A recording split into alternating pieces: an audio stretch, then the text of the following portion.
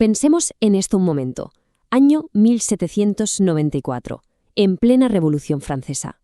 ¿Y si dijéramos que ya existía una especie de Internet, una red capaz de enviar mensajes a la velocidad de un avión moderno?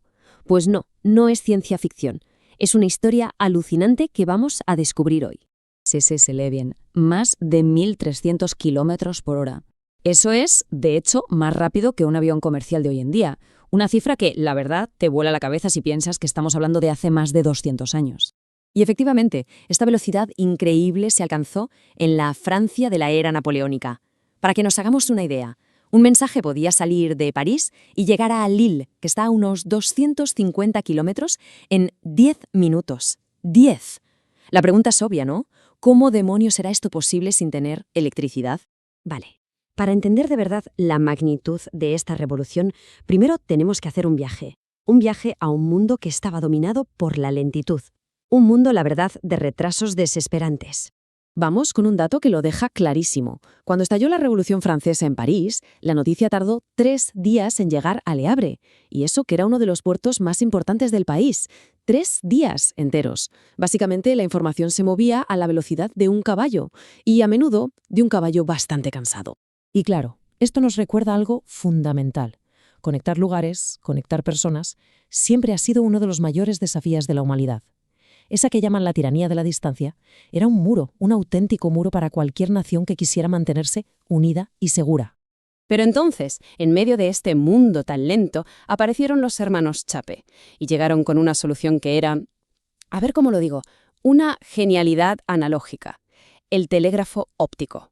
Vamos, una auténtica Internet mecánica. Y el sistema era brillante por lo simple que era. A ver, imaginemos la escena. En lo alto de una torre, un operario mueve unos brazos de madera. Los llamaban reguladores, para formar un símbolo. A kilómetros de allí, en la siguiente torre, otro operario con un telescopio lo ve. ¿Y qué hace? Pues copiar el mismo símbolo en su propia torre. Y así el mensaje iba saltando de colina en colina como una ola a través del paisaje. Pero esperad, que aquí viene lo más ingenioso de todo. El sistema de codificación. No se mandaban letras una a una, que va, enviaban números. Había 92 símbolos distintos. El primer símbolo te decía, ve a esta página del libro de códigos. Y el segundo te decía, es esta palabra. ¡Pum!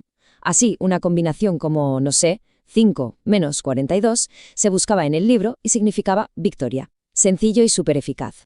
Con este invento, Francia se puso manos a la obra y construyó una red que de verdad se convirtió en el sistema nervioso de la nación. Conectó al país de una forma que nadie había visto jamás. Para que nos hagamos una idea de la escala, en su momento de máximo esplendor, allá por 1840, la red era gigantesca. Hablamos de 556 estaciones, 556, y cubrían casi 5.000 kilómetros de distancia. Vamos, que tenían prácticamente todo el país cableado, o bueno, torreado en este caso. Y el impacto se notó desde el minuto 1. En 1794, la noticia de una victoria militar zas recorrió casi 200 kilómetros en menos de 2 horas. Años más tarde, cuando nació el hijo de Napoleón, la noticia voló hasta Estrasburgo a 500 kilómetros en solo 1 hora. ¡1 hora! Y como toda buena tecnología, también tuvo sus primeros hackers, los hermanos Blanc, que lo piratearon para conseguir información de la bolsa antes que nadie. El primer caso de fraude electrónico de la historia. Claro, todo esto suena increíble. Y lo era. Pero siempre hay un pero. A pesar de lo ingenioso que era, este sistema tenía unos fallos, unas debilidades, digamos, de base. Empezaban a verse las primeras grietas. Aquí tenemos sus grandes talones de Aquiles. Primero, dependía del tiempo y de la luz. ¿Llovía? ¿Había niebla? Pues nada, sistema caído. Y por la noche, por supuesto, a dormir. Además, y esto es clave, se necesitaba una línea de visión directa entre las torres. Si había una montaña en medio, pues había que rodearla, complicando muchísimo la construcción. Pero quizá el punto más débil, el más crítico, era este, la velocidad de transmisión, el ancho de banda, por así decirlo. Era lentísimo, solo se podían mandar 2 o 3 símbolos por minuto.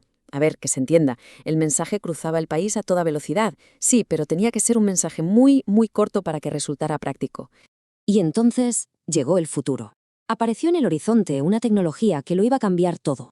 Una que convertiría estas torres de madera y estos telescopios en piezas de museo casi de un día para otro. Hablamos, claro, del telégrafo eléctrico. Es que la comparación no hay color. El telégrafo eléctrico era casi instantáneo. Funcionaba 24/7, lloviera, nevara o hiciera sol, y se podía tender el cable por donde fuera. El telégrafo óptico, aunque rápido para su época, simplemente no tenía nada que hacer. Se acabó la partida. Y además, hubo un factor que fue como echarle gasolina al fuego: la sinergia. El telégrafo eléctrico se alió con la otra gran estrella de la época, el ferrocarril. Era perfecto. Ponían los postes del telégrafo al lado de las vías del tren. Así que, a medida que el tren avanzaba, el telégrafo avanzaba con él. Una tecnología se apoyó en la otra, y juntas se hicieron imparables. Esta cronología, la verdad, lo resume todo.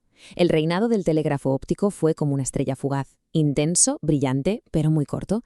Nació con éxito en 1794, llegó a su cima en los años 40 y para la década de 1850 ya era historia. Fin, desapareció casi tan rápido como había llegado. Entonces, llegados a este punto, ¿qué nos queda de todo esto? ¿Cuál es el legado de esta revolución que casi nadie recuerda? Pues fue un paso vital, un puente tecnológico entre el mundo de los caballos y el mundo de los cables. Y quizás la clave de todo está aquí. El telégrafo óptico fue una idea brillante, no hay duda, pero el timing lo fue todo. Nació en un momento muy concreto, justo en la antesala de la era eléctrica.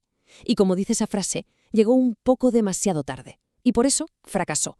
No por ser una mala tecnología, sino por el momento en que llegó. Al final, la historia del telégrafo de Sapé es un recordatorio brutal de lo rápido que va todo, de la velocidad a la que avanza la tecnología. Y nos deja con una pregunta flotando en el aire, ¿verdad? De todas esas cosas que hoy nos parecen imprescindibles, ¿cuáles acabarán siendo solo eso? Una simple anécdota, una nota a pie de página en los libros de historia del futuro.